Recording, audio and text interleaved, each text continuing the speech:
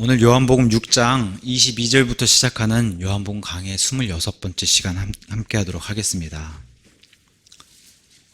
요즘 세계와 대한민국의 이슈는 당연 중국 우한 폐렴, 코로나19라고 불리는 이 바이러스 사태로 온 세계와 또 온 대한민국이 난립니다.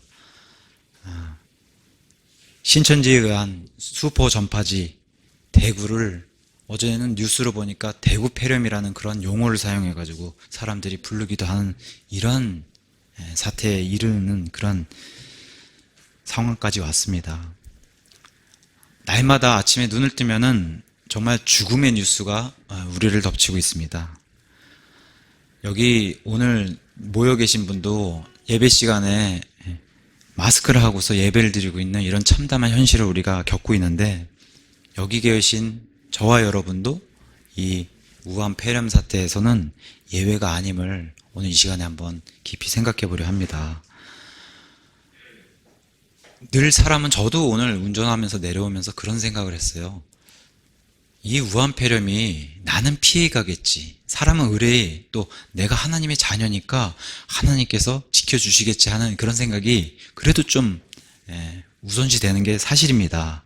그럼에도 사실 이 같은 땅 안에 살고 있는 우리 대한민국 국민이기 때문에 우리도 이게 피해갈 수 없는 그런 죽음의 직면에 있다, 그런 사실을 좀 이 시간에 깊이 좀 생각해보고, 이 시간에 우리의 믿음도 다시 한번 점검해보는 그런 시간이 되었으면 좋겠습니다.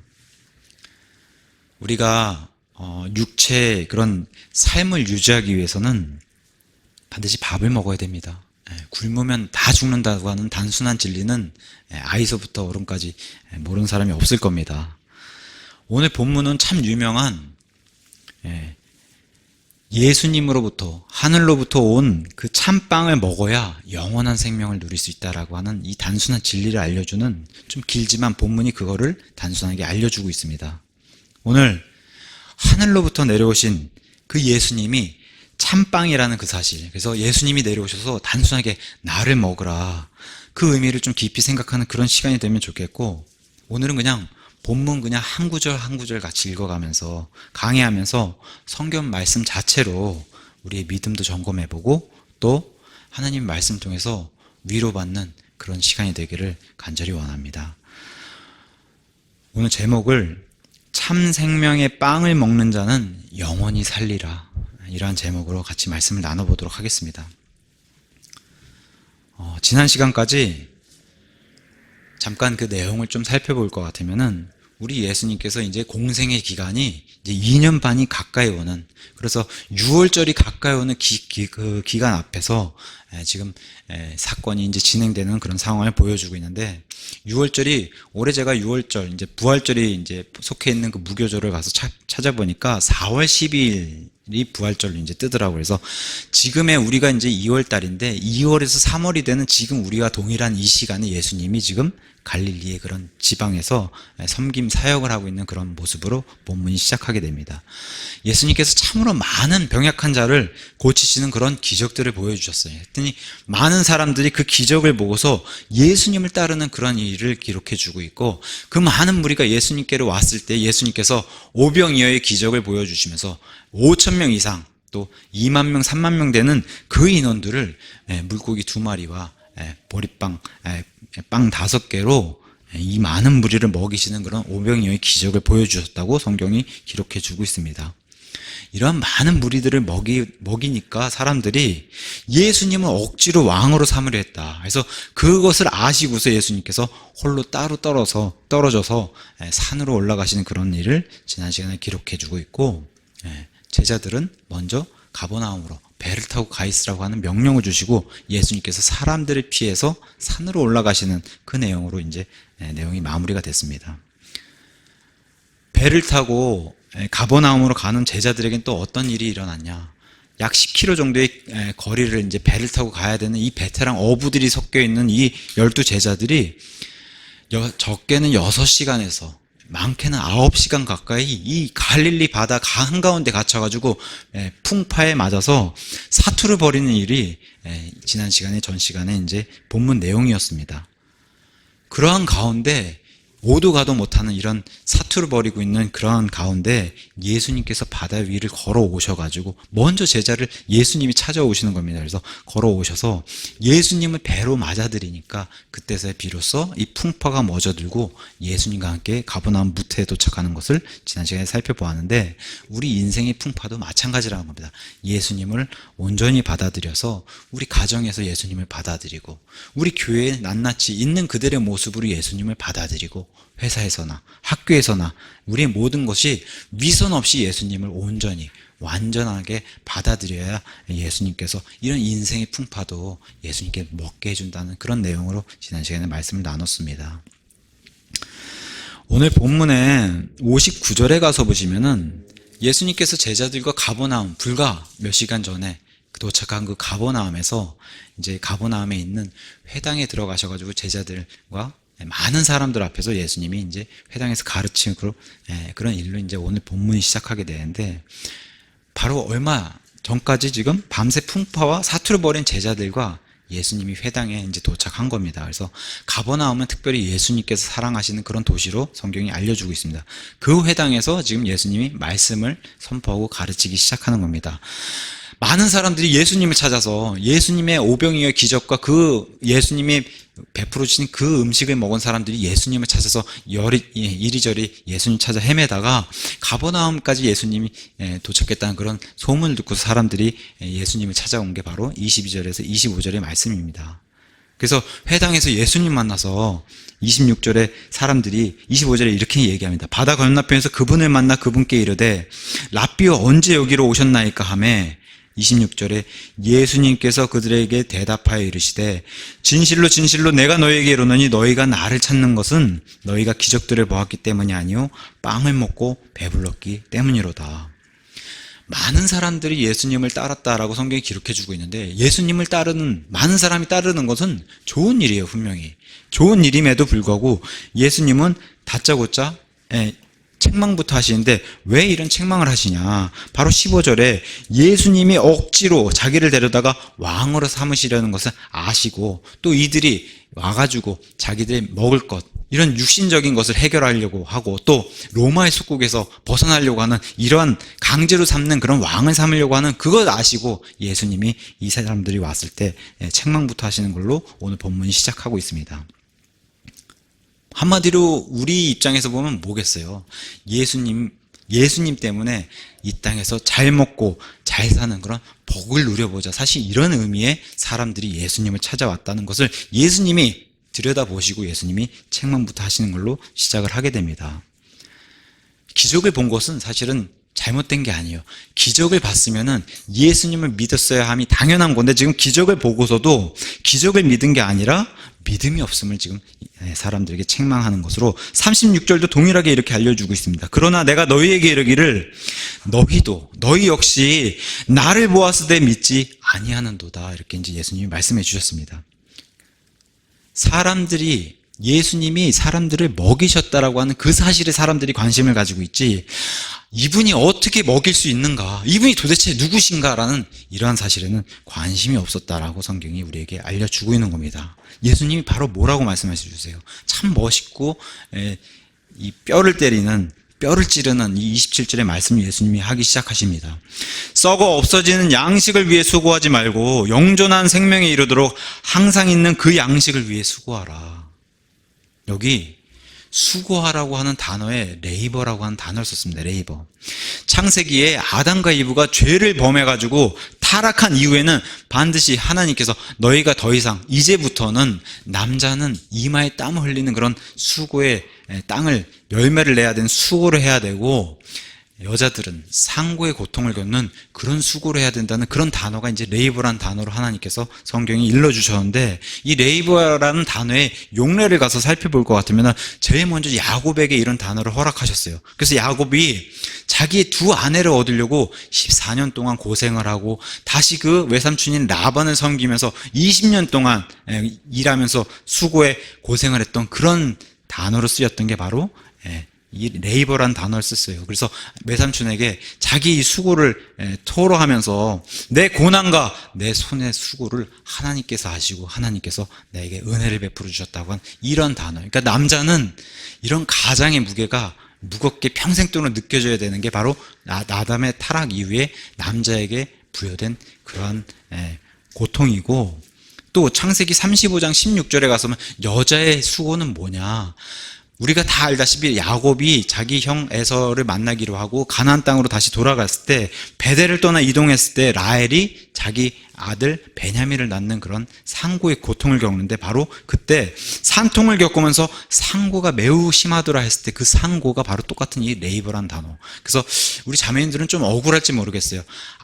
아이를 낳는 고통과 남자가 평생도록 짊어지고 가야 된 이런 정신적인 가장의 무게의 고통이 사실은 하나님 보시기엔 동등하게 이렇게 해놓으셨어요. 자매들도 여자 입장에서 아내도 일하는 거 덥지 않냐 이렇게 말씀하시는 거 맞아요. 그것도 맞는데, 물론 성경에서도 많은 여인네들이 일을 하고서 같이 농사도 짓고 하는 그런 모습을 같이 보여준다. 어쨌든 남자에게는 가정을 이끌려고 하는 이런 무거운 어깨의 짐을 하나님께서 평생도록 지게 해주는 그런 수고를 하나님께서 섭리로 만들어 주셨고, 여자에게는 상고의 고통을 이렇게 주셨다. 그래서 이러한 수고를 하는, 세상에서는 이런 수고를 한다는 겁니다, 사람들은. 근데 하나님의 일에서는 사람들은 썩지 아니할 양식을 위해서는 그런 수고를 안 한다. 이게 예수님이 하시는 말씀이에요. 그렇다고 예수님께서 이렇게 말씀하시니까 세상 일을 등한시하라고 하는 말씀이 아닙니다. 우리는 분명히 디모데전서 5장 8절에 누가 자기 친족, 특히 자기 집 사람들, 믿는 사람들이 자기 집 사람들을 부양하지 아니하면 그는 믿음을 부인하는 자요 불신자들보다 더 나쁜 자라고 하나님께서 분명히 말씀해 주셨습니다. 자기 가정을 등한시하는 사람은 믿는 불신자보다 나쁘다고 말씀해 주셨는데, 가정을 소중히 생각하고 가정을 우선시해야 되는 게 맞는 거예요. 남자는 특히 더. 그런 말씀을 주셨는데, 사람은 누구나 자기가 먹고 살기 위해서 밖에 나가서 세상 일을 수고를 하고 열심히 일을 하고 돈 버는 일에 수고를 한다고 이렇게 성경이 알려주면서, 근데 영적이고 썩지 않고 항상 있는 그 양식을 위해서는 그렇게 안 한다라고 예수님 말씀해 주시면서, 이것을 위해도 세상 일 하듯이 이것을 위해도 너희가 수고를 해야 된다. 요새 이제 신천지로 이제 시끄럽다 보니까 이런 신천지를 비롯한 그런 이단들의 특징이 있잖아요. 가정보다는 교회에 충성을 다하라. 사실 이게 많은 이단들의 특징이에요. 공통된 특징. 교회보다는 가정을 등한시하게 만들고, 예수님보다는 교주를 섬기게 하는 이런 일이 이제 세상에서도 우리가 많이 겪어봤는데, 성경은 뭐라고 얘기해요? 가정이 소중하고 그 가정에서 바른 교회가 나오고 바른 국가가 나온다는 이런 일을 알려주는 겁니다. 분명히 세상에서 수고한 만큼 영적인 일에도 너희의 수고를 하라고 예수님 말씀해 주시면서, 그 뒤에 그것은 사람의 아들이 너희에게 주리니 그를 하나님 아버지께서 봉인하셨느니라. 하나님은 사도행전 2장 22절의 말씀처럼 베드로가 이렇게 선포했어요. 이 아들에 대해서 이분이 누구시냐, 하나님이 어떻게 이분을 봉인하셨냐, 너희 이스라엘 사람들아 하면서 오순절날 선포할 때 이 말들을 들으라. 너희 자신도 아는 바와 같이 하나님께서 나사렛 예수님을 통하여 기적들과 이적들과 표적들을 너희 한가운데서 행하사 그분을, 이 아들 예수님을 너희 가운데서 하나님의 인정받은 사람으로 삼으셨느니라. 이게 바로 하나님께서 봉인하신 아들 예수님에 대해서 사도 베드로도 선포한 그런 증언이었습니다. 하나님은 사람을 신뢰하지 않아요. 하나님은. 왜? 사람은 죄인이기 때문에 사람을 신뢰할 수 없다라고 성경이 얘기하는데, 그래서 하나님은 하나님을 신뢰하세요. 이 예수님은 인간의 몸을 입고 오셨지만 하나님이시기에 아버지 하나님이 아들 하나님을 신뢰하세요. 그래서 로마서 3장 4절의 말씀처럼 참으로 하나님은 진실하시되 사람은 다 거짓말쟁이라 할지어다. 하나님은 진실하시기 때문에 하나님 아버지는 아들 예수님을 신뢰하세요. 또 아들 예수님은 아버지 예수님을 신뢰하세요. 그래서 오직 자신의 아들 예수님, 또 예수님은 오직 자신의 아버지 하나님만을 신뢰한다.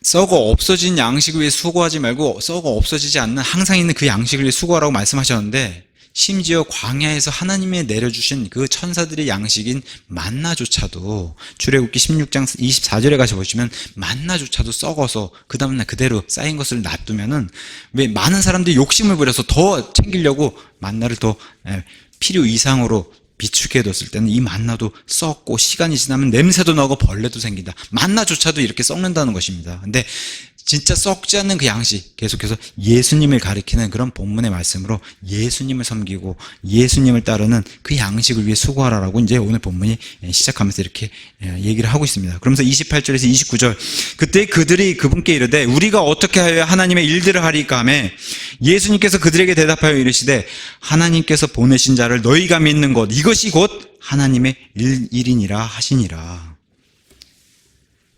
예수님이 수고하라라고 말씀하시니까 바로 사람들의 반응이 뭡니까? 그럼 하나님의 일들을 하고 싶은데 하나님의 일들을 어떻게 할 수가 있습니까? 그 말을 하니까 예수님 뭐라고 말씀하세요? 출발이 믿음이다. 하나님의 일들은 출발이 믿음이다. 그래서 여기 하나님께서 보내신 자 예수 그리스도를 너희가 믿는 것, 이것부터 출발이고, 구원도 믿는 것에서부터, 성화도 믿는 것에서부터, 하나님의 일들도 믿는 것에서부터 시작이라고 얘기해주고 있고, 요한복음 17장 3절도 구원도, 또 구원을 통해서 받는 영생도, 영생은 이것이니 유일하신 참 하나님인 아버지와 아버지께서 보내신 자 예수 그리스도를 아는 것이 영생이다. 그래서 그분께서 보내신 자 예수 그리스도를 아는 것이 영생이다.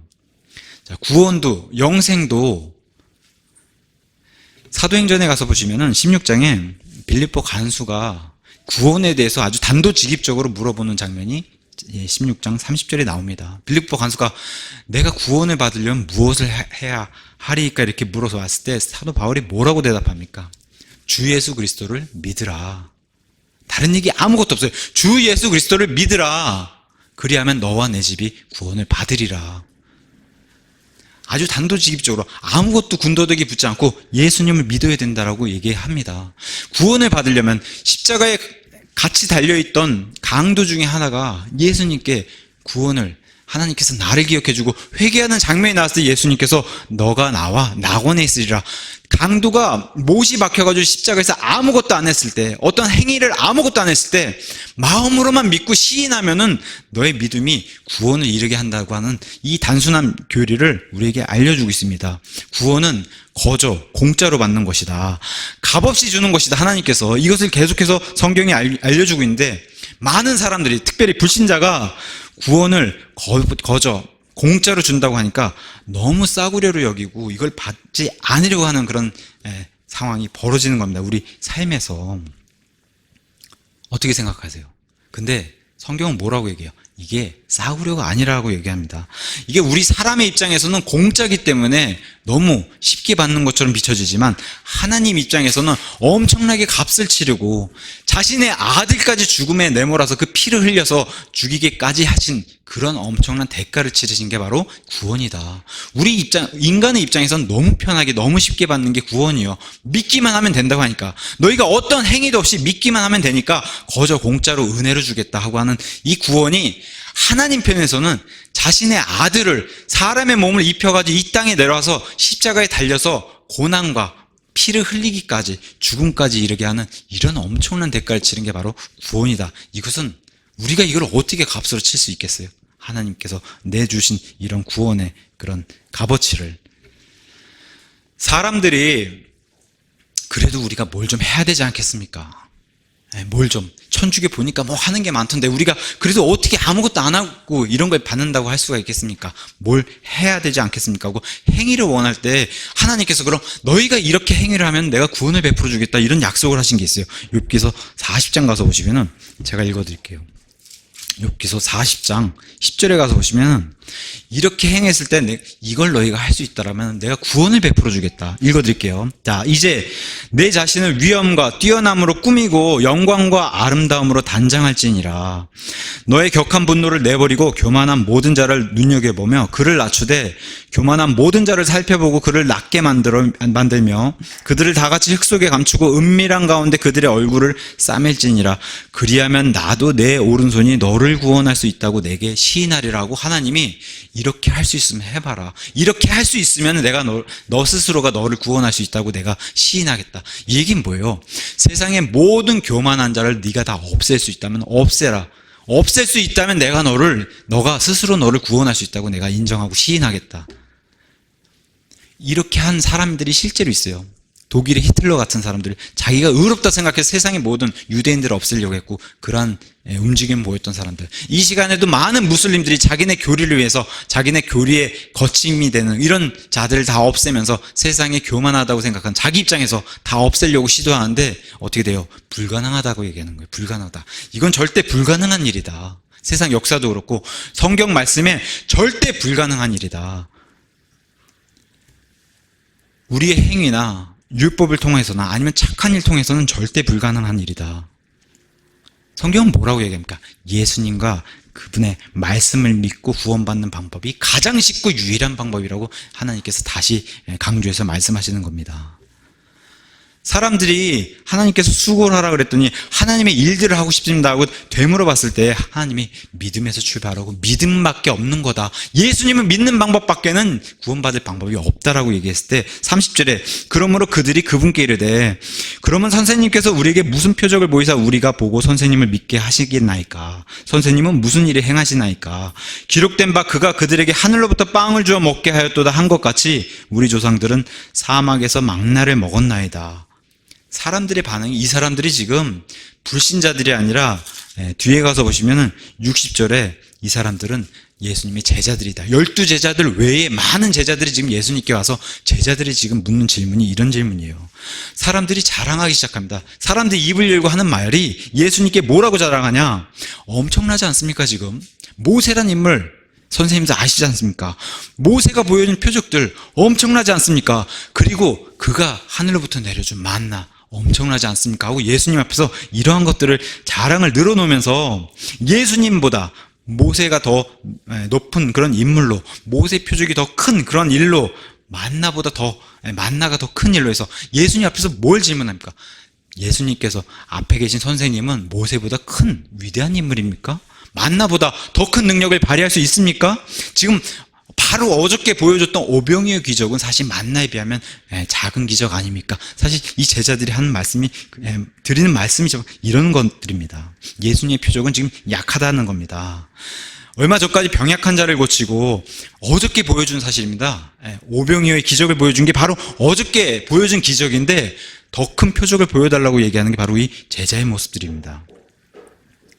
이 모습은 마태복음 15장에 오병이의 기적과 달리 빵 7개와 물고기 몇 마리로 또 기적을 보이면서 4,000명을 먹이신 그런 일을 기록한 게 마태복음 15장의 일인데, 그 바로 뒤에 마태복음 16장 1절에 바리새인들과 사두개인이 그것을 보고서 다시 와가지고 곧바로 와서 뭐래요? 예수님을 시험하면서 그분께서 하늘로부터 오는 표적을 자기들에게 보여줄 것을 또 요구하는 이런 사람들하고 똑같은 모습을 지금 제자들이 동일하게 보여주고 있는 겁니다. 이런 사람들은 지금 믿는다고 하고 믿는 사람들이 와가지고 이런 모습을 보여주고 있고, 36절에 아까 말씀드렸던 것처럼 믿음이 없는 모습을 보여주고, 41절에 이 사람들이 보여준 행동이 수근수근거리는 이런 모습을 보여주고, 52절에 가서 보시면 이 사람들은 자기들끼리 다투는 모습, 결과적으로 66절에 이 사람들은 예수님을 떠나게 되는 이러한 모습을 보여준 사람들이 제자로 등장하는 겁니다. 제자로, 오늘 본문에. 우리도 교회 안에서 이런 문제를 겪을 수 있어요. 교회 안에는 반드시 문제가 터지게 그렇게 마련인데, 교회 안에서 생긴 문제, 교회 안에서 해결하려고 최선을 다해서 노력해야 돼요. 교회에서 생긴 문제를. 저도 여러분도 다 겪어봤던 일, 교회를 나가면은 돌아오기가 쉽지 않아요.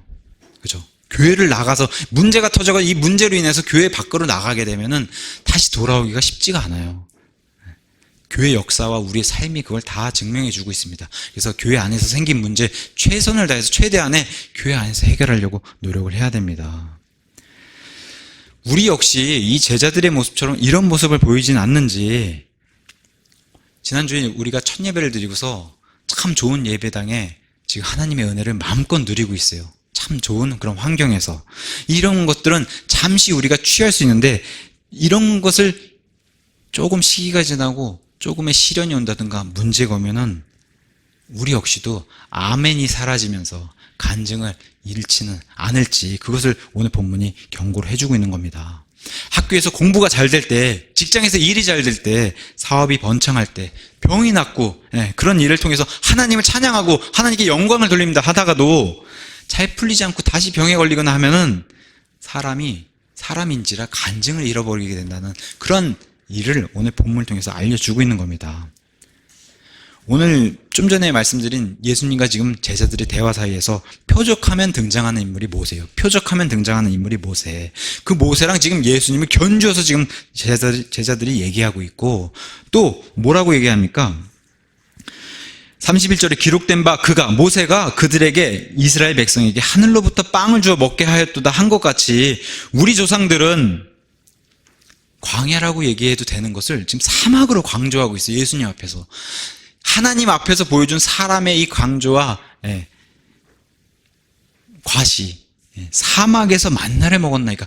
그러니까 광야보다도 사막은 훨씬 더 강조한 단어로 등장하고 있습니다. 그래서 사막에서 만나를 먹지 않았습니까? 하고서 강조하는 이런 모습도 보여주고 있습니다. 만나하고도 예수님하고도 지금 비교를 하고 있는 모습을 보여주고 있는데, 만나에 대해서는, 만나의 뜻이 이게 뭐냐란 뜻이에요. 만나가. 이게 뭐냐.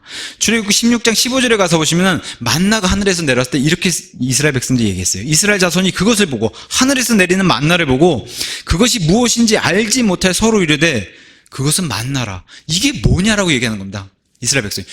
하늘에서 지금 만나가 내려오는데 이게 만나다. 이게 뭐냐라고 지금 사람들이 얘기하는데, 모세가 설명해 줬어요. 모세가 그들에게 이르되 이것은 만나가 아니라 주께서, 여호와께서 너희에게 주어 먹게 하신 빵이라고 설명했는데도 빵이라고 부르지 않고 이스라엘 백성은 계속 만나라고 불렀다는 거예요. 이게 뭐냐.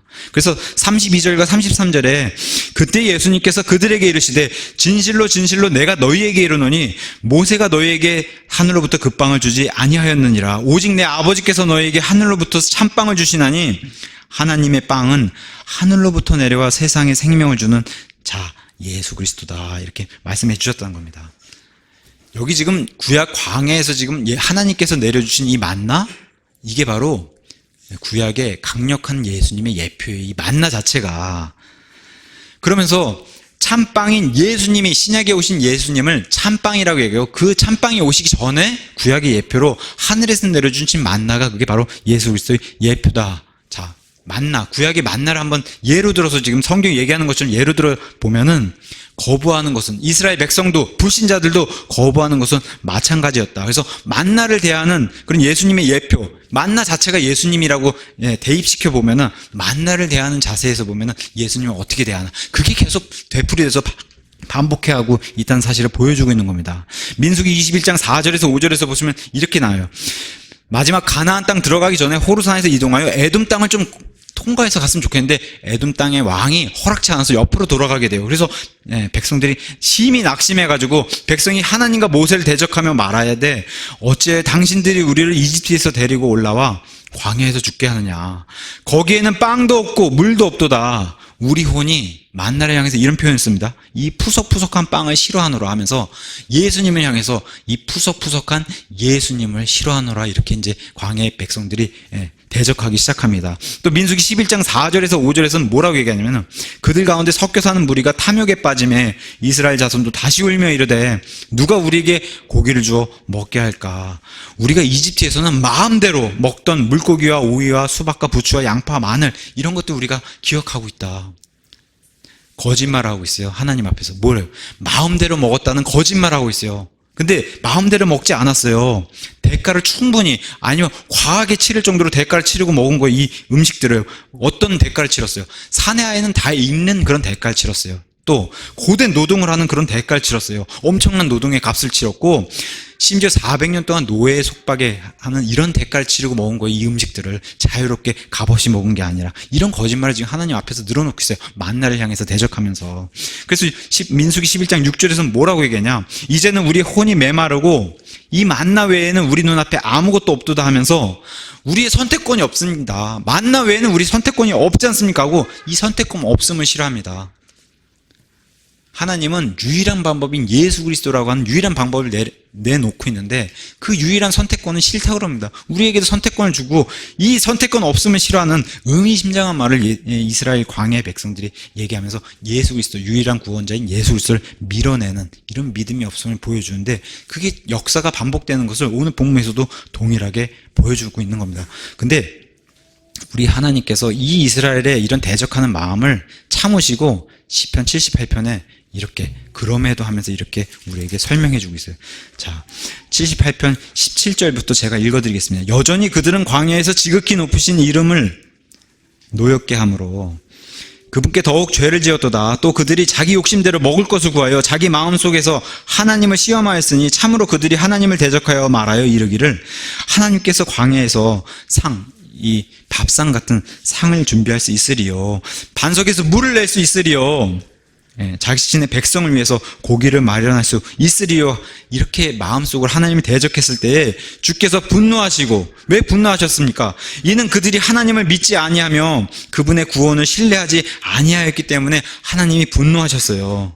근데 하나님께서 그럼에도 그들에게 만나를 비같이 내려 먹게 하시며 하늘의 곡식을 그들에게 주심에 사람이 천사들의 음식을 먹었으며 그분께서 그들에게 먹을 것을 풍족히 보내셨도다고 하나님께서 그럼에도 이스라엘 백성이 대적함에도 하나님께서 은혜를 풍족하게 풍성히 내려주셨다는 사실을 시편 78편의 말씀을 통해서 우리에게 알려주고 있습니다.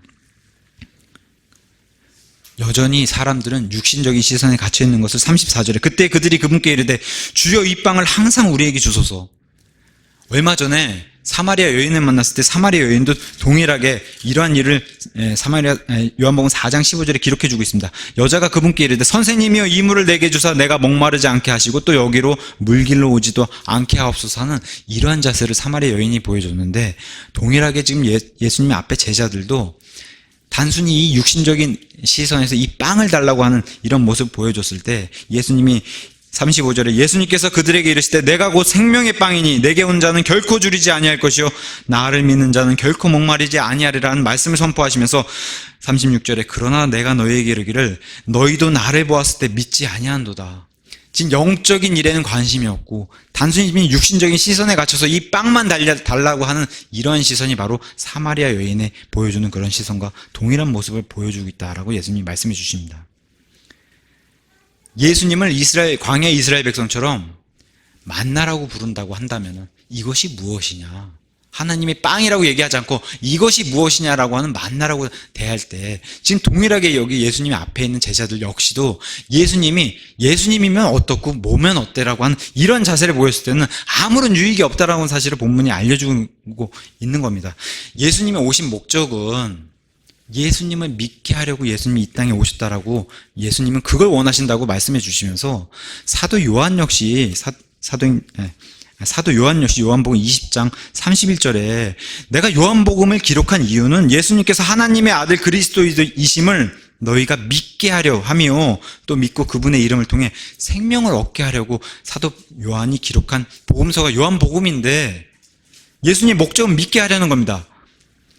성경이 말하는 진리는 사람이 원하는 것은 다 예수님 안에 있다. 성경이 말하는 진리가 바로 이것입니다. 사람이 원하는 것은 다 예수님 안에 있다. 근데 사람들은 또 특히 불신자들은 예수님 제자들 역시 예수 그리스도 밖에서 자꾸 구하려고 한다는 겁니다. 예수 그리스도 밖에서 구하려고 한다. 이것이 바로 사람의 아주 큰 문제다라고 성경이 얘기하고 있는데 영생만 원하지 예수님을 원하지 않는다. 예수님 없는 평화를 추구하고 있고 예수님 없이 착해지기, 선을 행하기, 예수님 없이 살기 좋은 세상 되기를 원하고 예수님 없이 천국 가기 이런 걸 원한다는 겁니다. 불신자들도 또 예수님 제자들도 심지어는 믿음에서 떠나면 이런 것을 원한다는 겁니다. 근데 성경이 말한 진리는 뭘 얘기합니까? 이런 일들은 절대 일어나지 않는다. 절대 일어나지 않는다. 불가능한 일입니다. 그래서 이것은 불가능한 일이라는 것을 빨리 깨닫는 자가 지혜로운 자다.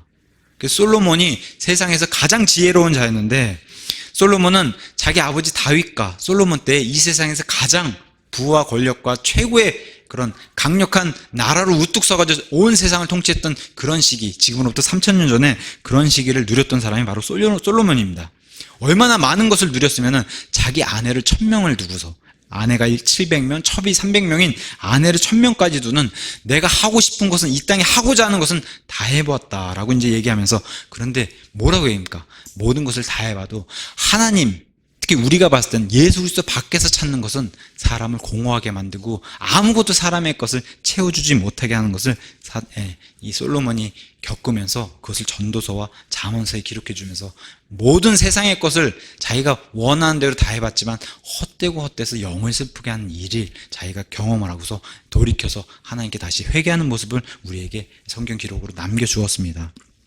그게 바로 본문 35절의 말씀으로 솔로몬의 말씀을 이것을 기억하라는 겁니다. 세상의 것으로 채워지지 않는 것은 35절 예수님께서 그들에게 이르시되 내가 곧 생명의 빵이니 내게 오는 자는 결코 줄이지 아니할 것이요 나를 믿는 자는 결코 목마르지 아니하리라. 세상 것은 나를 배고프게 하고 세상 것은 나를 목마르게 하는데 예수님은 그렇지 않다는 겁니다. 나를 결코 목마르지도 배고프게 만들지도 않는 이분이 다 채워줄 수 있다라고 솔로몬도 증언하고 오늘 본문도 예수님께서 친히 증언하시는 모습을 통해서 37절에 이런 말씀을 한번 위로를 얻기 바랍니다.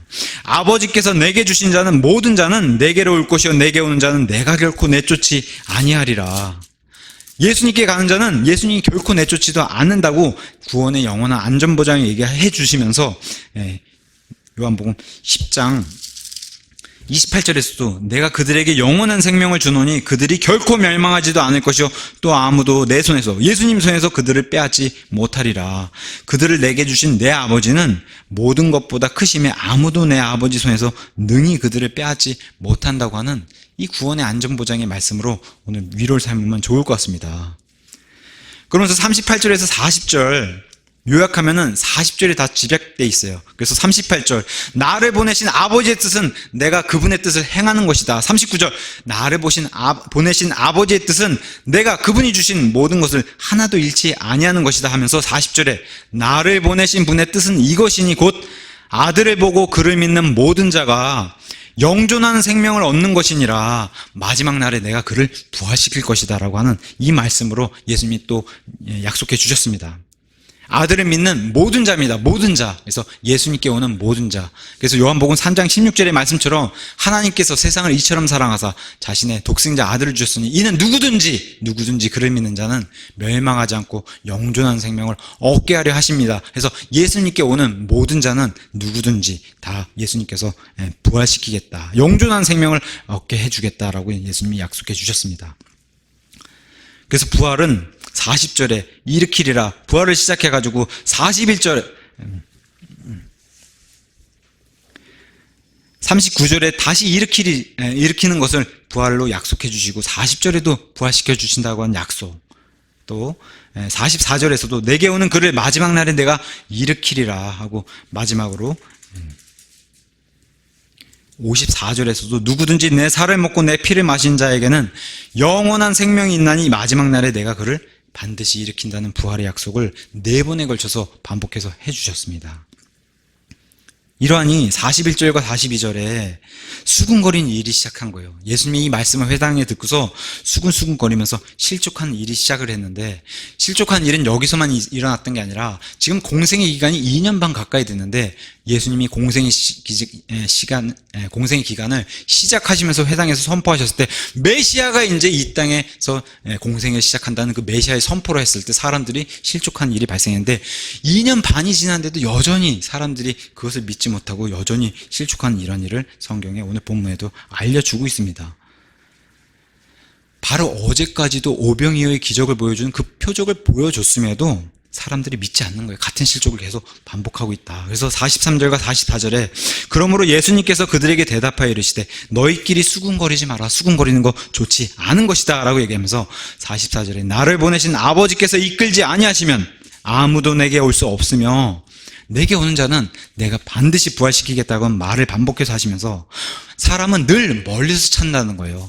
가까이 있는 메시아를 알지 못하고 멀리서 찾는 사람들의 어리석음을 말씀하시면서 말씀은 늘 우리의 가까이 있다고 얘기하는데 우리 불신자들도 그렇고 사람들이 뭘 구합니까?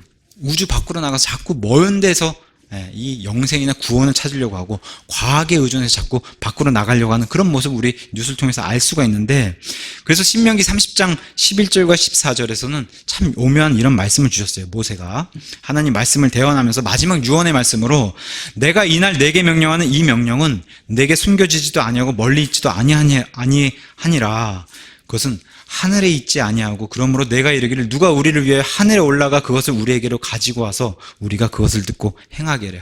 하늘에 멀리 가서 가져갈 필요가 없다는 겁니다. 바다를 건너가 가져올 필요가 없다는 겁니다. 오직 말씀이 내게 심히 가까이 있기 때문에 내 입에 있고 내 마음에 있나니 내가 그것을 행할 수 있느니라 라고 하면서 마음과 진리는 가까이 있다는 겁니다. 우리도 지금 손에 들린 진리가 너무도 가까이 있는데 밖에 믿지 않는 불신자들은 이 진리를 찾기 위해서 너무나 멀리 간다는 겁니다. 너무 많은 돈을 들여서 우주선을 쏘아올려서 자꾸 멀리 간다는. 물론 우리가 과학을 통해서 하나님을 바라봐도 이 무한한 우주를 우리가 발견하고 하나님의 무한한 이런 속성도 발견하고 해서 이 무한한 것을 창조하신 그런 분의 엄청난 그런 위엄을 느낄 수가 있어요. 우주 밖의 그런 모습을 통해서. 근데 거기에 진리가 있는 게 아니라 이 가까이 있는데도 사람들은 늘 거기 가서, 우리 과학이 지금 발달했다고 이렇게 자신만만해도 화성도 못 가는 그 정도 수준에 지금 머물러 있는 거예요. 근데 하나님의 진리는 이 안에 담겨져 있어. 온전히 우리 마음에, 우리 입에 가까이 있고 마음에 가까이 있다라고 오늘 모세 입을 통해서도 알려주고 있는 겁니다. 그러면서 45절과 46절에 대언자들 글에 그들이 다 하나님께 가르침을 받으리라 하고 기록되었으니 그러므로 아버지께 듣고 배운 자마다 내게 오느니라. 듣는 것이 중요하고 듣는 것을 통해서 하나님 말씀을 통해서 너희가 배워서 아버지께 온다. 그래서 예수님 통해서 아버지께 갈 수 있다라고 얘기하고 아버지와 나는 하나다라고 얘기하면서 현재도 예수님께로 왔다가 아니라 예수님께로 현재도 계속해서 오고 있다라고 얘기하면서 사람은 46절에 이렇게 말합니다. 이 말은 어떤 사람이 아버지를 보았다는 것이 아니니라 오직 하나님에게서 온 자만 아버지를 보았느니라. 사람이 거룩한 존재이신 아버지를 보면 반드시 죽습니다. 영과 혼과 육이 분리되면서 사람이 반드시 죽는다고 얘기합니다. 그래서 이 땅의 사람들 중에서는 아버지를 본 사람이 없다. 근데 유일하게 누가 봤다는 겁니까? 오직 예수님께서만 그 아버지를 밝히 드러낼 수 있기 때문에, 완벽한 사람이신 예수님만 아버지를 드러낼 수 있기 때문에 예수님이 와서 아버지를 밝히 드러내는 이런 계시의 말씀을 계속 주시면서 요한복음 1장 18절에도 동일하게 이렇게 얘기합니다. 아무도 어느 때나 하나님을 보지 못하였으되, 아버지 얘기입니다. 아버지 하나님을 보지 못하였으되 아버지 품속에 계신 독생자 예수님께서 그분을 밝히 드러내셨느니라. 예수님만이 하나님과 하나이기 때문에 예수님만이 하나님을 밝히 완벽하게 그분의 입술을 통해서 드러낼 수 있고, 예수님이 드러내신 아버지만이 참 진리의 아버지이다. 이렇게 이제 성경이 우리에게 얘기해 주는 겁니다. 그러면서 47절에서 50절에 계속해서 반복해서 진실로 내가 너희에게 이르노니 나를 믿는 자는 영존한 생명이 있느니라. 내가 곧 그 생명의 빵이로다 하면서 I am the bread 하면서 나 여호와가 그 생명의 빵이다라고 얘기하면서 너희 조상들은 광야에서 만나를 먹었어도, 아까 계속해서 만나를 얘기하신 그 예수님께서 만나를 먹었어도 죽었거니와 이것은 하늘로부터 내려오는 빵이므로 사람이 그것을 먹으면 죽지 아니하리라. 만나 역시도 이 땅에 육신의 그런 필요를 채우기 위해서, 생명 연장을 위해서 만나를 주셨는데 예수님이 주시는 예수님 자체를 먹으면은 영원히 산다. 이것을 너희가 기억하고 진리로 받아들이라는 이런 말씀을 오늘 우리에게 주셨습니다. 사람은 하나님을 보면 죽는다고 했어요. 성경이 말하는 죽음은 영과 혼과 육이 분리되는 거라고 했어요. 우리가 죽음을 맞이하면 이 껍데기인 육신을 벗고서 우리 영과 혼이 하나님께 가든지 지옥으로 가든지 분리가 되는 걸 죽음이라고 얘기했는데, 만나를 먹고도 이 분리되는 것을 우리의 조상들이 겪었는데 예수 그리스도를 통해서 영혼육이 영원히 죽지 않는 그러한 빵이 바로 예수 그리스도라고 이제 오늘 본문이 얘기해 주는 겁니다.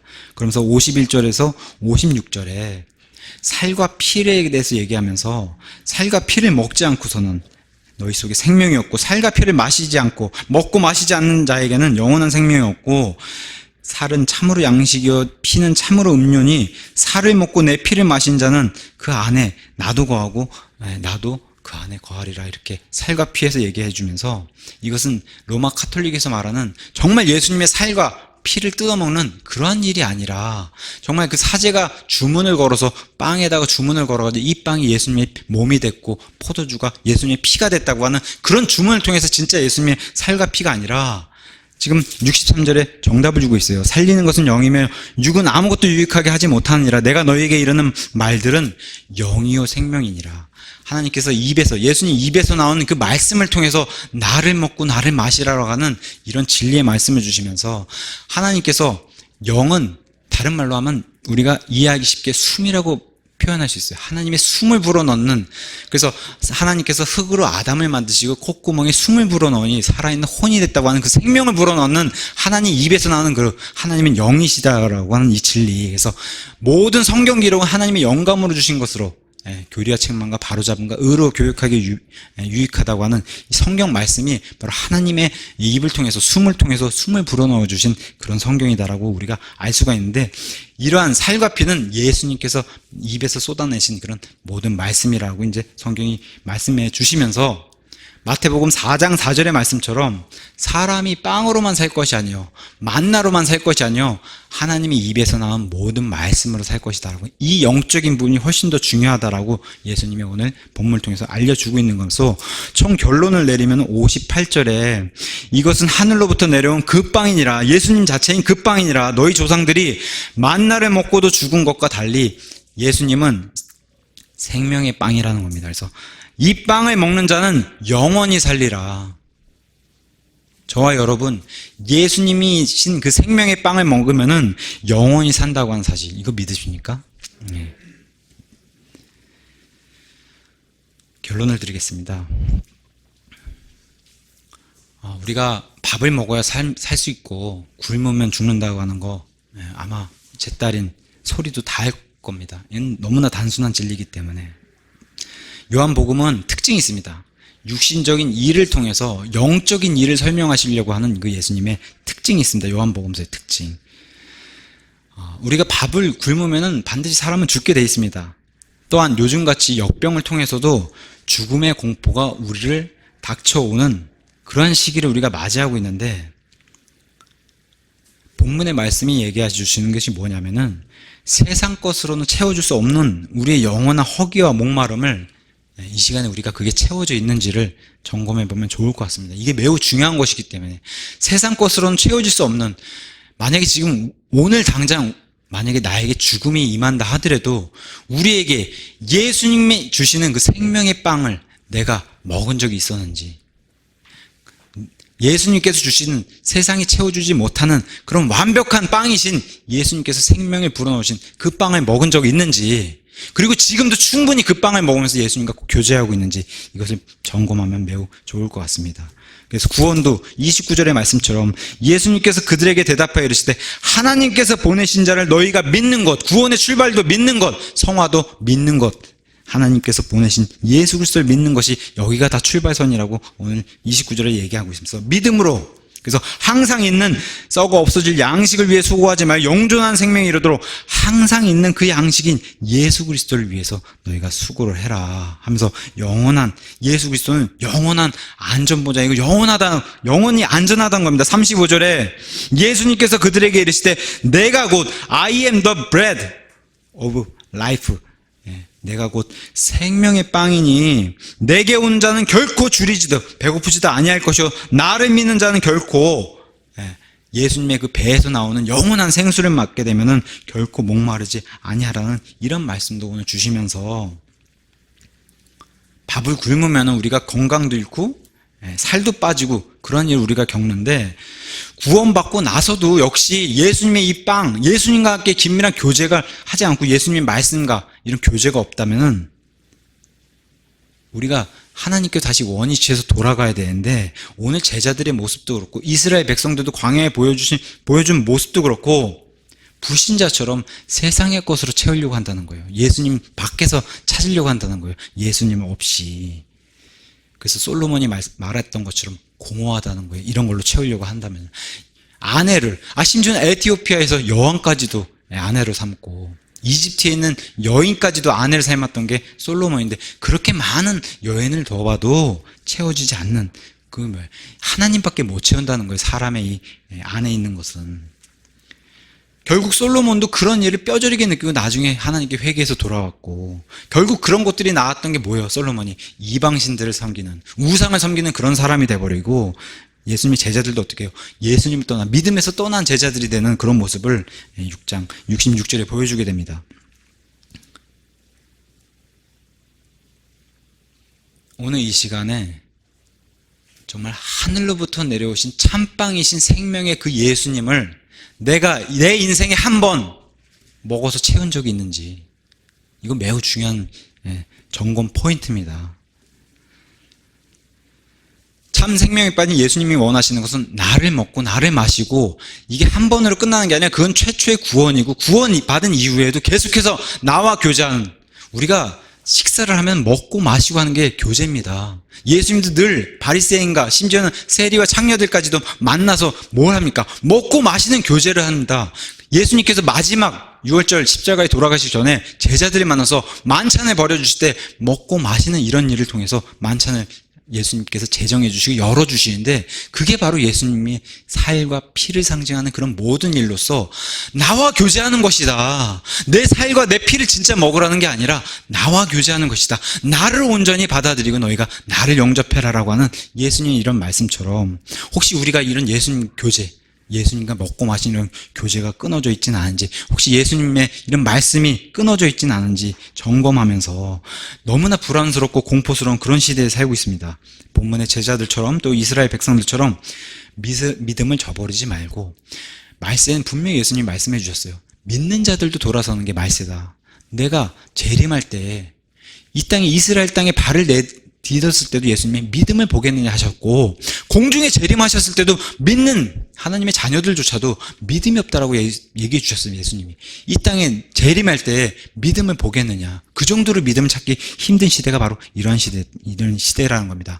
데살로니가 후서의 말씀처럼 배도의 시대라는 겁니다. 이 시대는 배도의 시대, 믿는다는 사람들이 먼저 떨어져 나가는 배도의 시대, 이러한 시대에 조심하라는 겁니다.